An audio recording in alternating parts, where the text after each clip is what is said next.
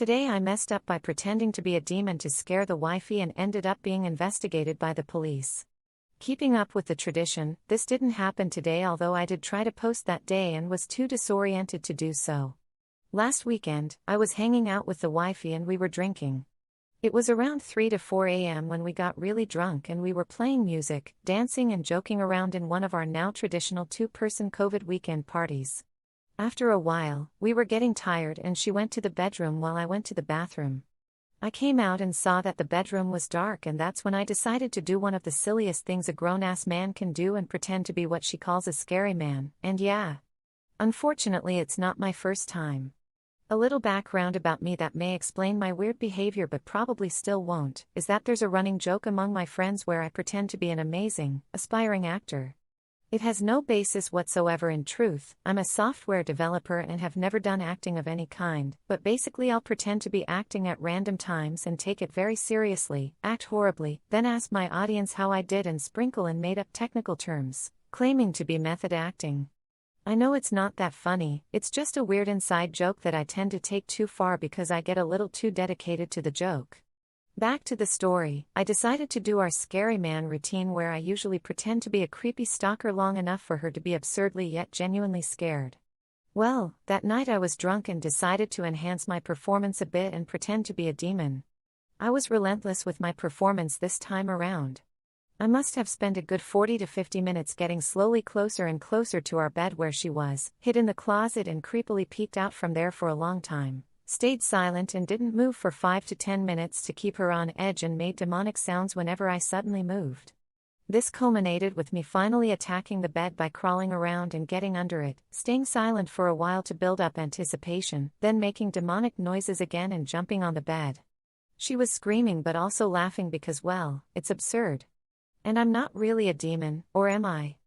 After that, I went out of character to joke about having her evaluate my performance and basically continued my aspiring actor running joke, except whenever she triggered me by saying I did well as a demon or something along those lines. My drunk ass was so obsessive that I couldn't stop myself from pretending to be possessed by the demon again and hissing the most demonic mix of random foreign language words I could think of and would start shaking and grabbing the bed sheets, and then pretend to have come out of it and feel better now.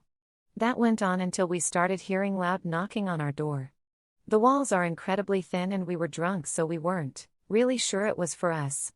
I temporarily live in a remodeled house split into 4 Airbnb units, so I honestly never know if I have neighbors or not. That night, it turns out I did. I know because we heard them talk about us too. The police, remember paper-thin walls? That's when we realized they called the police on us. The knocking got more and more violent and the wifey decided to go down and open the door, but they stormed into our place right as she was going downstairs. We realized later that the landlord must have given the police officers the code to enter our unit. I have never had the police storm in and it was very surreal, especially that I was pretty drunk. That being said, I still was confused by the very violent response and attitude of the officers. This must be a noise complaint after all? I'll be the first to admit that we weren't being the quietest neighbors that night.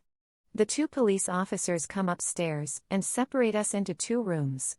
One officer takes me into the bedroom, asks for my ID, then asks what we've been doing tonight. I can tell from his tone that he was treating this very seriously, and I was confused by the dead serious tone even for the police, but thought it must be because we're in COVID lockdown. That is until he starts questioning me about where I know the wifey from. Well, she's not my wife on paper, but I always refer to her as wifey. Remember taking things too far? Then he started asking me whether we've had drinks and I said yes, and he said, so did you end up arguing? And that's when even my drunk stupid mind realized. I'm being investigated for domestic violence. Now, domestic violence is a very serious crime, one that carries up to 10 years in prison, and in case you assumed I'm American, you weren't that far off. I live in Toronto, and fortunately we take domestic violence very seriously. Being accused is terrifying, but the wifey can't really say anything incriminating because we never argued and we were purely having fun. She also happened to not have any visible bruises recently despite randomly bruising easily. So I should just chill, right? Well, I actually was pretty chill, for a few moments, until the officer asked me to explain the blood on my shirt, and that is when even in my drunk brain his tone and seriousness suddenly all made sense. Before he asked about the blood, I was going to try to explain to the officer that the wifey and I were just fooling around. That any screams, demonic or wifeys, were just us being silly adults. That even if my name and background are stereotyped as being a typical wife beater, that I would never hurt wifey and just wanted to enjoy my Saturday night. Except now, I have blood on my shirt, on my face, and it just hit me that I had blood all over my bed behind me right there for the officer to see. In my eyes, I quickly went from being treated like just a main suspect to about to be cuffed and escorted to the police station.